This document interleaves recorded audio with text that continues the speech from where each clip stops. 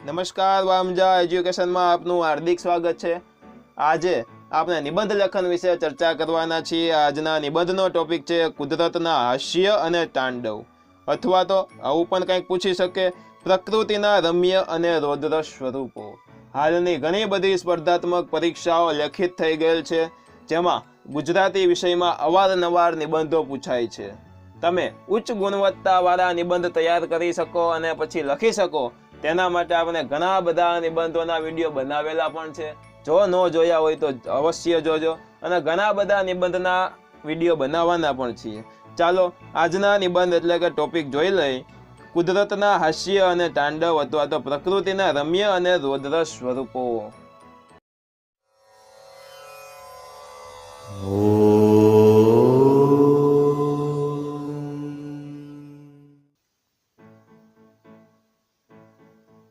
અહીંયા આપેલા 5 ટોપિકની મદદથી આપણે આખો નિબંધ લખશું। એમાં સૌ પ્રથમ ભાગ આપણે પ્રાસ્તાવિકનો રાખશું, ત્યારબાદ આપણે કુદરતના રમણીય રૂપો વિશે લખીશું, ત્રીજો અને ચોથો પેરેગ્રાફ આપણે કુદરતના ભયાનક સ્વરૂપો વિશે લખીશું, અને 5મો પેરેગ્રાફ આપણે ઉપસંહાર વિશે લખવાના છીએ। કુદરતની વિવિધ ઘટનાઓમાં એની 2 વિરોધાભાસી મુદ્રાઓ હાસ્ય અને તાંડવના દર્શન થાય છે। કુદરતનું હાસ્ય એ એનું રમ્ય રૂપ છે, જ્યારે તાંડવ એ એનું રૌદ્ર રૂપ છે। પ્રકૃતિના આ રમ્ય અને રૌદ્ર સ્વરૂપોને આપણા ઘડતર અને વિકાસ પર ગાઢ પ્રભાવ પડે છે। વસંત ઋતુમાં પ્રકૃતિનું સૌંદર્ય સોળે કળાઓમાં ખીલી ઉઠે છે। વર્ષા ઋતુમાં ચારે બાજુ હરિયાળીઓ છવાઈ જાય છે। શરદ ઋતુની રૂપેરી ચાંદની મનમોહક સ્મિત વેરતી લાગે છે। ઉષા સંધ્યાના લાલ, પીળા, કેસરી અને સોનેરી રંગોની છાટાઓમાં, પૂનમની શીતળતામાં, તારાઓના ઝગમગાટમાં અને ધોળા ધોળા વાદળા ઝુંડમાં કુદરતની અનોખી પ્રસન્નતાઓ અનુભવાય છે।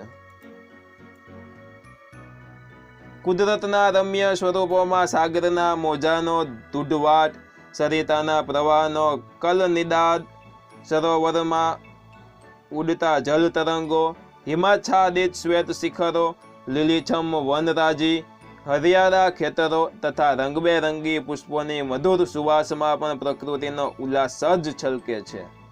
મેઘધનુષ્યના 7 રંગોમાં પણ પ્રકૃતિનું સ્મિત જ રેલાય છે, ને ખરેખર કુદરતે પૃથ્વી પર છૂટે હાથે અનેરી સુંદરતા વેરી છે।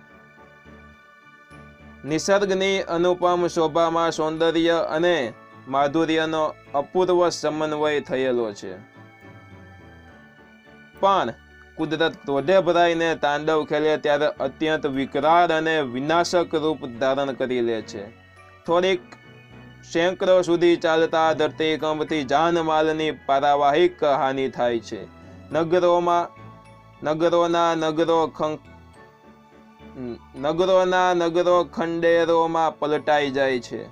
ક્યારેક નદીઓના વહેણ બદલાઈ જાય છે અને સાગર ઉપર તરે થઈ જાય છે। પૃથ્વીનું આ પ્રચલકારી તાંડવ યુગો સુધી ન ભૂસાય તેવા કારમાં નિશાનો મૂકી જાય છે। જ્વાળામુખી ફાટે છે ત્યારે તેની આસપાસના વિસ્તારોમાં પારાવાર વિનાશ થાય છે।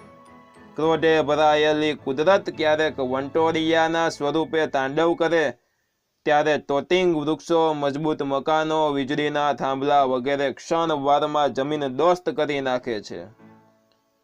પરિણામે સમગ્ર વ્યવહાર ઠપ થઈ જાય છે।